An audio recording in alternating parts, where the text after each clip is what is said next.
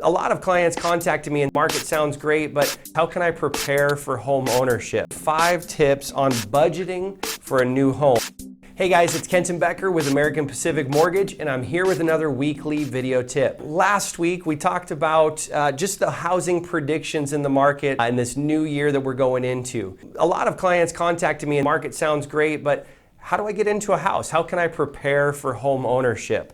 So I wanted to bring you 5 tips on budgeting for a new home. I know the evil word budgeting, but hang with me. These 5 tips will help you if you just follow them. Tip number 1 is know your financial picture. If you haven't done a budget or looked at your finances, now's the time. It's the beginning of the year, so make this one of your New Year's goals. Keep track of your spending and go back over the last 6 months to see what you've been spending money on. Keep an ongoing budget so you know what your spending looks like. Using tools like everydollar.com or the Mint app can be really helpful in actually keeping track of this information for you. I know mint.com is a free service that you can use, and it links up with your credit cards, your debit cards. It keeps track of your income coming in, and it tells you everything that you're spending your money on, so it's a great budgeting tool. Number 2 is reducing your monthly spending. I know this is kind of the hard one, but it is well worth it. Take out some extra money, save it aside,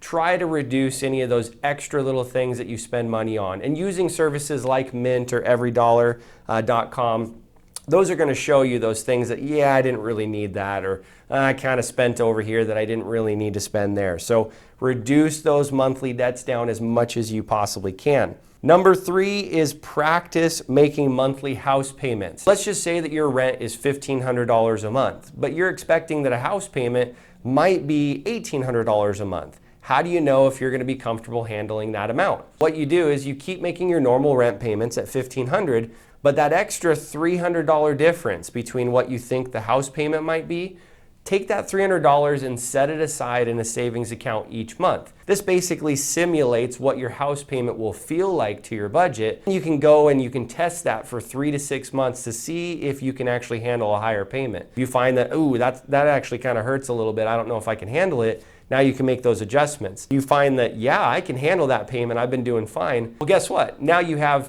3 or 6 months worth of $300 that you've been setting aside in a separate account that you can now use towards purchasing a home. Tip number 4 is to set up automatic transfers. This is where you can set aside automatically a certain amount out of your paycheck that's set aside to an account, a separate savings account. It's a way that it kind of avoids you going, I have this amount in my bank account, I can spend it. The 5th and final thing is to build strong credit, because the higher your credit score, the better your interest rates will be, the better options you'll have in purchasing a home. Keeping your payment history going good. Also making sure that your credit card balances are as low as possible on your credit cards. And just make sure that you have a good balance of credit. You don't want 10 credit cards, but you don't want no credit cards. So there are 5 tips that you can use to help get you into a home this new year.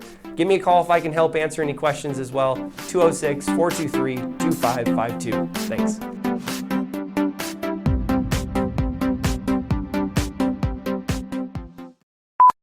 As well, 206-423-2552. Thanks.